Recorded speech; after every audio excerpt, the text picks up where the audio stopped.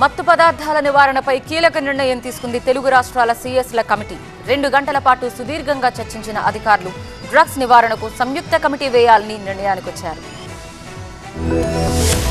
తెలుగు రాష్ట్రాల్లో రోజు రోజుకు పెరుగుతున్న మత్తు పదార్థాల రవాణాపై చర్యలు చేపడుతున్నాయి 2 రాష్ట్రాల ప్రభుత్వాలు. డ్రగ్స్ నివారణపై సంయుక్త కమిటీ వేయాలని 2 రాష్ట్రాల ఉన్నతాధికారులు ఈ సమావేశంలో నిర్ణయించారు. పోలీసులు, ఎక్సైజ్ శాఖలతో సంయుక్త కమిటీ వేయాలని నిర్ణయానికి వచ్చారు. తెలుగు రాష్ట్రాల్లో ఎక్కువగా పట్టుబడుతున్న గంజాయి, డ్రగ్స్ ను పూర్తి స్థాయిలో నిర్మూలించాలంటే కలిసి పనిచేయాల్సిన అవసరం ఎంతైనా ఉందని గ్రహించారు 2 రాష్ట్రాల అధికారులు. ఇందులో భాగంగానే సంయుక్త కమిటీ వేయించాలని నిర్ణయించారు. డ్రగ్స్ నివారణకు గట్టి చర్యలు తీసుకోవాలని ఇప్పటికే 2 రాష్ట్రాలకు చెందిన మంత్రులు, అధికారులు చర్చించారు. దానికి కొనసాగింపుగా ఈ భేటీ జరిగింది. మంగళగిరి ఏపీ ఐసీసీ భవన్ నిర్వహించిన తెలంగాణ, ఏపీ రాష్ట్రాల విభజన అంశాలపై సమావేశం జరిగింది. ఈ సమావేశంలో 2 తెలుగు రాష్ట్రాల సీఎస్ల కమిటీ పాల్గొంది. దాదాపు 2 గంటల పాటు సమావేశమై 3 అంశాలపై ఇరు రాష్ట్రాలు ఏకాభిప్రాయానికి రాగా 861 కోట్ల మేర లేబర్ సెస్ ను ఏపీ, తెలంగాణ మధ్య పంపకానికి అంగీకారం కుదిరింది. ఈ పన్నుల పంపకాలపై ఇరు రాష్ట్రాల శాఖల అధికారులు సమావేశమై ఓ నిర్ణయానికి రావాలని అభిప్రాయపడినట్టుగా తెలుస్తోంది. ఉద్యోగుల మార్పిడిపై కూడా ఈ సమావేశంలో చర్చ జరిగింది. ఎక్సైజ్ శాఖ అదనంగా ఇచ్చిన 81 కోట్లను వెనక్కి ఇవ్వడానికి ఏపీ అంగీకరించింది. మరోసారి విభజన అంశాలపై చర్చించేందుకు కమిటీ డిసైడ్ అయింది.